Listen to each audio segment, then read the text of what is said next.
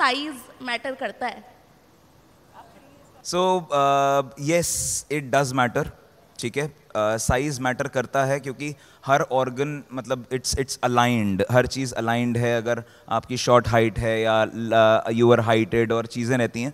सो जैसा कि हमने अपने ओपीडी एक्सपीरियंसेस में देखा है कि जहाँ पे श्रिंकेज आ जाती है, जहाँ पे बहुत ज़्यादा ओवरटली यूज़ कर लेते हैं बच्चे अपने ऑर्गन्स को, वहाँ पे श्रिंकेज की प्रॉब्लम आती है।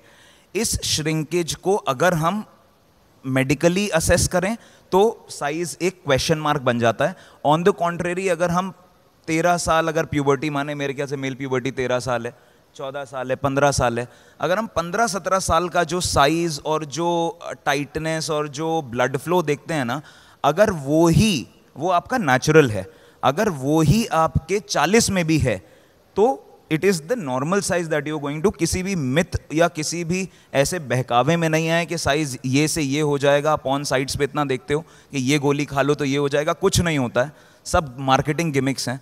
सिर्फ और सिर्फ पॉइंट कहाँ पे होता है कि जो वेन्स हैं, जो ऊपर की मतलब पेनिस में आर्टरीज या वेन्स, दो ही चीज़ें हैं।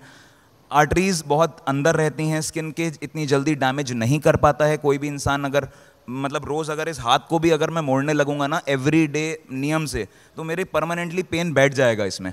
सिमिलरली अगर रोज़ बच्चे मास्टरबेट कर रहे हैं, जो एक दिन में 2-2, 4-4 बार कर रहे हैं, उनके साइज डिफर कर रहे हैं।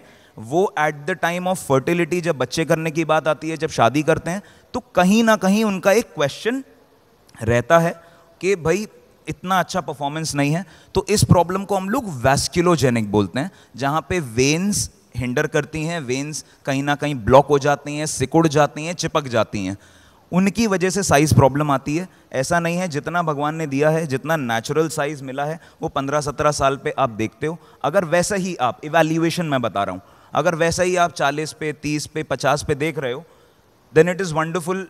You should celebrate your organ, you should celebrate your sex life, everything is normal. अगर आपके पार्टनर को कोई प्रॉब्लम नहीं है तो आप बिल्कुल परफेक्ट हो। बहुत सारे लोगों को बताते हैं कि सर मेरे को लगता है बट मेरे पार्टनर को नहीं लगता। तो ये क्या है, गूगल का ज्ञान है, उसको थोड़ा सा स्टॉप करें। अगर सामने वाला partner is feeling good about it, then it's not a problem. Naturally उस चीज़ को केटर कर सकते हैं आप।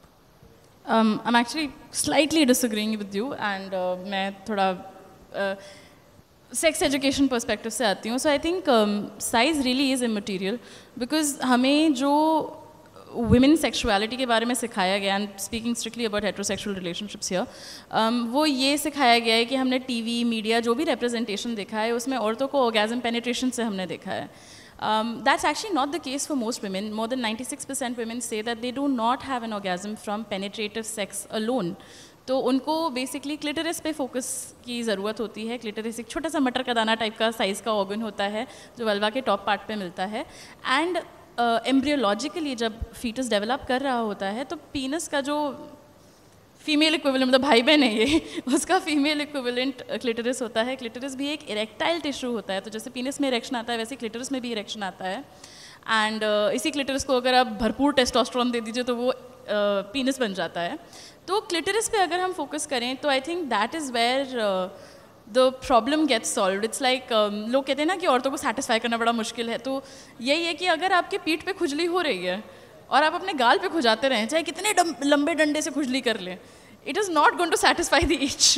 So if we do a little bit of refocusing on where the education should be and where the focus should be for a woman to feel pleasure, मैं आदमियों के perspective से बिल्कुल नहीं बोल रही हूँ, वो सर ने ऐड किया है, but for a woman to feel pleasure, I think we really do need to bring back the focus on the clitoris. And थोड़ा सा अगर ये दिमाग, थोड़ा सा ये मटर का दाना दिमाग में रखें तो it really changes how you and your partner and you know how your sex life is essentially.